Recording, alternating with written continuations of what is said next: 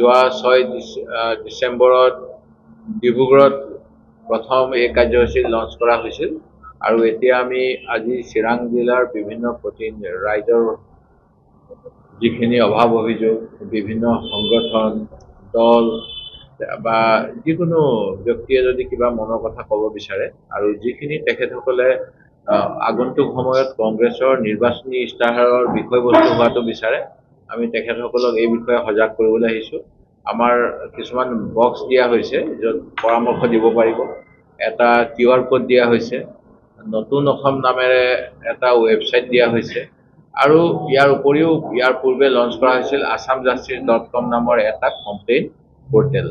আমি সেই পৰ্টেলবিলাকৰ পৰা পাওঁ বা মানুহে আমাক ডাইৰেক্টলি যোগাযোগ কৰে।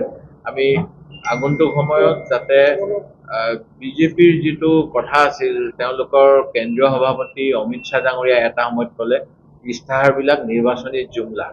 নিৰ্বাচনী জুমলাৰ অৰ্থ হ'ল যে নিৰ্বাচনৰ সময়ত মানুহক প্ৰলোভিত কৰিবলৈ কোৱা বিভিন্ন মনে সজা কথা, কিন্তু কংগ্ৰেছে এই কথাটো তেনেকৈ নাভাবে, বহুত চিৰিয়াছলি লোৱা হয় আমাৰ দলত আৰু সেই অনুসৰিয়েই আমাৰ যেতিয়া 5 বছৰ মূৰে মূৰে নিৰ্বাচন কৰা ব্যৱস্থাটো হ'ল আৰু ঠিক তেনেকৈ আমাৰ পঞ্চবাৰ্ষিক পৰিকল্পনাবিলাকো তেনেকৈয়ে পণ্ডিত নেহৰুৰ দিনতে আৰম্ভ হৈছিল যাতে যিবিলাক কথা ইস্তাহাৰত আহিব সেই কথাবিলাক এনুৱেল প্লেন 5-year প্লেনৰ যোগেদি চৰকাৰখনে ইমপ্লিমেণ্ট কৰাৰ কাৰণে যিটো মেণ্ডেট দিলে মেণ্ডেটৰ পিছত পইচা পোৱা যায়।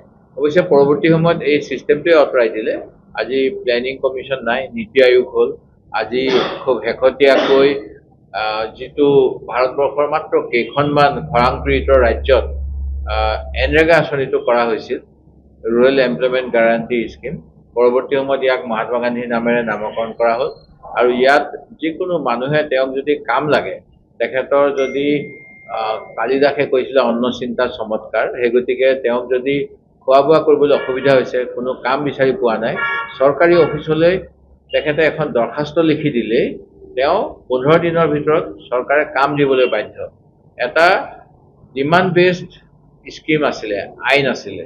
এই আইনখন শেহতীয়াকৈ যেনেকৈ সৰ্বসাধাৰণ মানুহক কোনো নিৰাপদ আশ্ৰয়স্থলী নিদিয়াকৈ সুপ্ৰিম কোৰ্টৰ গাইডলাইন ভাঙি বুলডোজাৰ লগাই ঘৰ ভাঙি দিয়া হৈছে বৰ্তমান সময়ত অসমকে কৰি বিভিন্ন ৰাজ্যত, সেই একেধৰণে এখন আইন ভাৰতবৰ্ষৰ মাজনিশা ৰাইজক পুনৰ অন্ধকাৰ দিশলৈ ঠেলি দিবলৈ বিজেপি চৰকাৰে যোৱা 2 দিনমান আগত গ্ৰহণ কৰিলে আৰু এই কথাবিলাকৰ দৰেই অন্যান্য বহুতবিলাক কথা আমি ইয়াতে বিভিন্ন সা সমস্যা ৰাইজৰ পৰা গ্ৰহণ কৰি আছোঁ। এটা খুব আচৰিত ধৰণৰ কথা, ধৰক অসমত দেৱনাগৰী ৰোমান এইবিলাক ভাষাটো বহুতখিনি মাধ্যমৰ মানে স্ক্ৰিপ্ট চলে। ইয়াতে শিক্ষক নিদিয়াকৈ চাওতালসকলক তেখেতসকলৰ চাওতালী ভাষাৰ স্ক্ৰিপ্টটো দিয়া হৈছে আৰু টেক্সট বুক নিদিয়াকৈ তেখেতসকলক 9-10ত ইন্ট্ৰডিউচ কৰা হৈছে বুলি আজি গম পাইছোঁ। ঠিক তেনেকৈ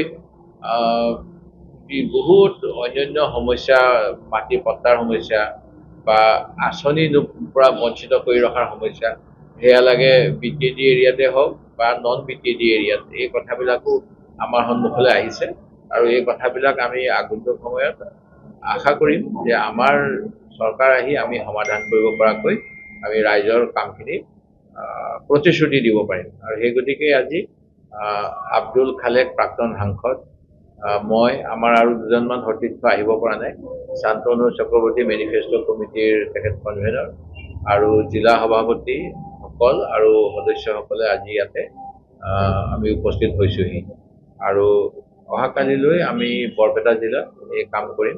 তাৰ পৰৱৰ্তী দিনাখন বজালী জিলাত হ'ব আৰু তাৰ পৰৱৰ্তী সময়ত অন্যান্য জিলাবিলাকতো কৰা হ'ব।